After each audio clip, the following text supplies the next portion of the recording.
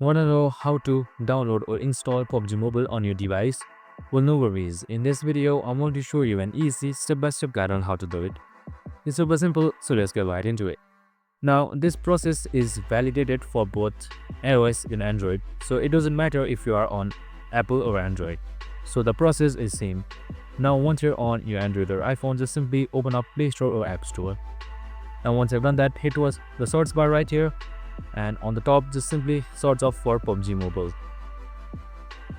Now once you have searched up for PUBG Mobile, right here you can see the PUBG Mobile icon and install right beside it. You can just simply select install, or you can just select the PUBG Mobile icon and then scroll down and see its details, reviews and stuff.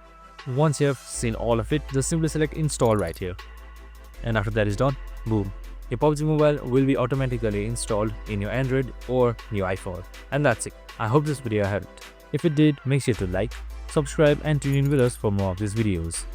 See you in the next one.